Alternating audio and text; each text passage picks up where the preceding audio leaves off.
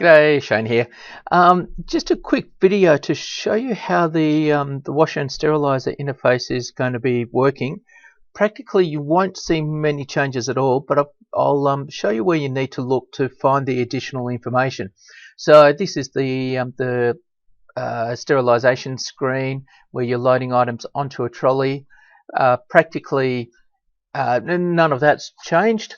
I've done the layout change recently, and that's already been released, but now when you push the button you've got this window that now appears. And so I've just moved the cycle number just over here, and there's now a set button. So if you want to change this, you actually have to push that button. You can't type it in anymore, and accept and release. So the reason why I've changed this is just to make it a lot more obvious that that's over there. That's just a cosmetic one.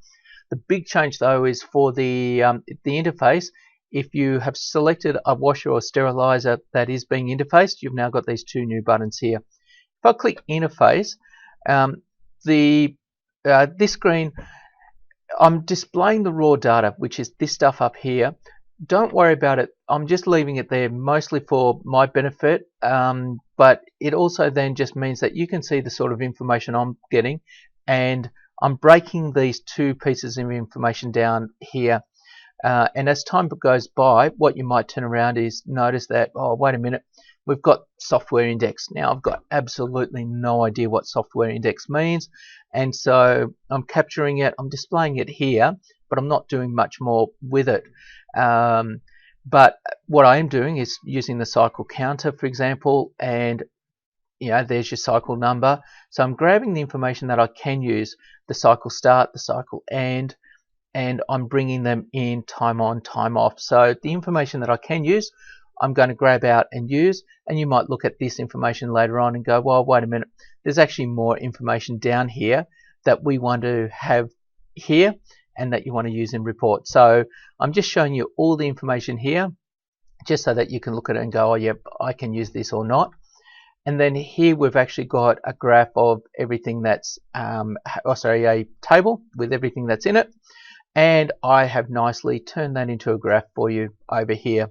So if I just zoom all the way out, there's a graph of absolutely everything that's happened. I can zoom in on a particular range, and as I move about here, you can notice up here it's actually showing you what the current temperature and time is. So that's giving you a graph of the temperature cycle within that particular load. Let us know if it's handy or not. Most of the time I don't expect those operators to be doing much that's different. The cycle number will automatically be there. They don't have to enter the cycle number, so all they're really doing is just coming in here and accepting the load. I will not automate the releasing of the load because you still have to do the visual inspection afterwards, but you won't have to enter the cycle number anymore. And like I said, you've got all this detailed information here that I'm pulling from their system and giving you a graph as well. So they're the big changes. It's all been done. We'll do some tweaking of it in 2 weeks' time when I'm on site, but basically the interface is done. So yep, that's it. That's the update. Talk to you later. Bye.